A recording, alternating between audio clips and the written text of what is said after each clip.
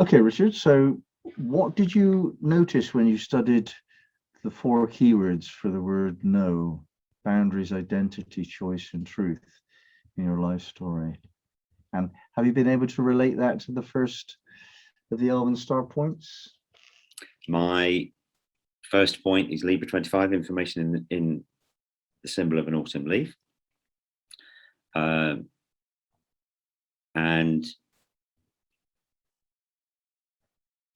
I'm going to read from what I've written here. So this is about my essence. It's about tact. It's about seeing through the illusion. And so I've been thinking about that and thinking, well, ever since I was born 64 years ago, I've been en route to dying, and that life is constant change, just as a leaf's life is constant change. And at every point between the moment of birth and the moment of death, life is change. And at every point between life and death, we have different roles. As a leaf conducts photosynthesis, and then when it falls from the tree, it becomes compost and transforms. So it was transforming light into food for the tree, and then it transforms itself for as compost into food for the tree and other organisms. And another aspect of my Sabian symbol, this first point of the Elven Star, is that it's information in the symbol of an autumn leaf. So I linked that to my fascination for books that's been with me throughout my life. I linked it to my professional career, which has been largely spent in research, gathering and representing information in new ways that I consider to be useful to the people requesting it. And finally, it struck me that it's no surprise that my fascination with Elven Star work remains, even though I'm now retired.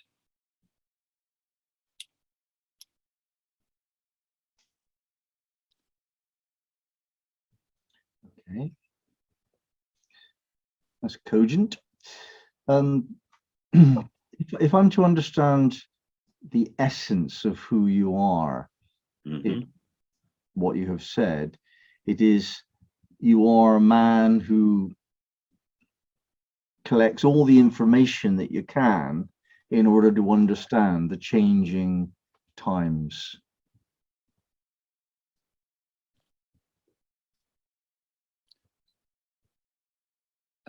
Why am I hesitating? I do spend a lot of time and have a gathering information. Yeah. The thing I'm less clear about is why I'm doing that and how that information can best be used. Well, let's become clear now. You know, the story of the leaf, seeing that its highest worth is a food for new birth rather than a product of old birth and dying. You know, you're wanting to turn that around, and you say you're approaching death. So you're collecting all this information for what reason? Curiosity, to stop being bored, or is there is there some reason for your collection?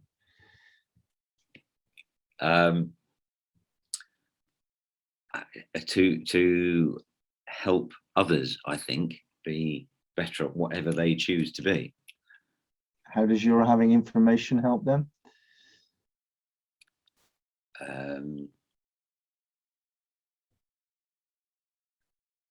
That's a really good question. It serves my desire to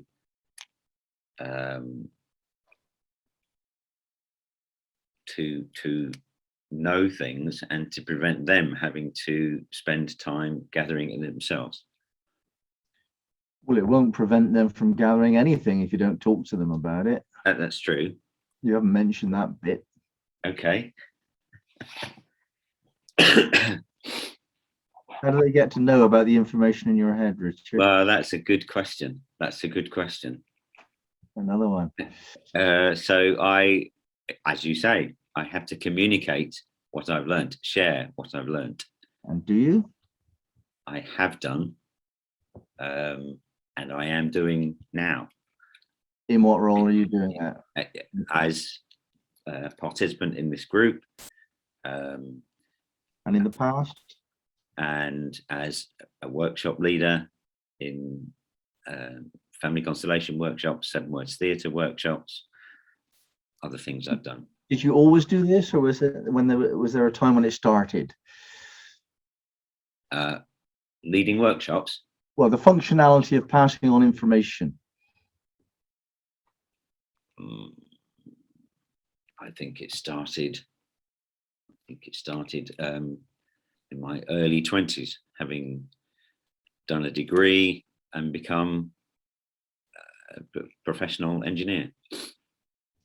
So as soon as you collected a certain amount of knowledge, it was pretty early on that you started to share it with people. Yeah.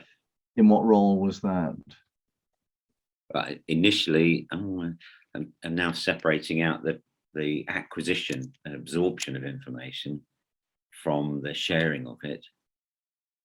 So I fairly rapidly in my professional career moved away from that information gathering to information sharing in terms of managing others who were also interested in gathering and sharing information.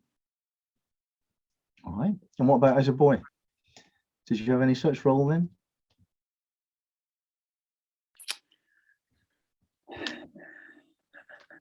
You the go-to guy on who's playing who at the local football pitch or anything like that? I don't recall being. I was embarrassed by my greater intelligence than my 2 brothers, so I tended to hide it and not broadcast it. That changed, presumably, because eventually you became a communicator of greater intelligence and knowledge. Yeah. What changed? What made the difference? Separation from growing up, and separation from my brothers, and isolation that seemed to enable me to identify exactly what it is I wanted to do without fear of that being suppressed or crushed out of me. Can we link this in any way to keywords for the word no? Well, I was forming my identity. And having a certain sense of boundaries from them, by the sound of things. Yeah. And then choosing the professional path I wanted to take. And feeling, this is what I want to do. This is my truth. Okay. And in today's reality, is it still important for you to separate yourself from others, to create boundaries? Yes, it is. Yes, it is. In this context. So what would be today's version of that? So separating myself off. So I still find myself wanting to study, research, gather information, and I can't do that if I'm out in the world, engaging with others, exploring lots of other activities. I want to be isolated and alone much of the time. So there's a sense in which you have recently made a choice to do that. Yep. Let's bring attention to that. What have you excluded? What are you putting boundaries around? What are you giving up to do this again quite intensely? I find myself drawn to this work and excited and enthusiastic about this work to the exclusion almost of all else. To give an example of something you stopped doing, having chosen to do this as a preference. So there is a local men's shed, which is a gathering of local, mostly elderly men who come together to share and enjoy each other's company and do practical things. Some time ago, I got involved. I thought this might be an interesting opportunity to embed myself in the local community, having recently moved. And I said, no, this is not for me. And I shut that down. All right. How about identity? Have you done anything noteworthy to claim an identity of somebody passing on knowledge? Yes. In terms of my position within the Elven Star work, Sabian Mysteries. So I think we've established quite clearly that from earlier days, not exactly in childhood, you had to put boundaries around that to get out of your brother's influence, establish yourself as a professional, go to university, learn some knowledge, and then learn what other people needed to know so that you could pass on that information to them. And that's been a constant thread throughout your life, still strong at your advanced years, and you're still giving things up in order that you can claim the identity as a knowledge sharer. Yes. And you've specifically focused on the word information in the symbol of the autumn leaf rather than the autumn leaf itself, and that's very perspicacious of you. Okay, good. So that's the first point. Okay.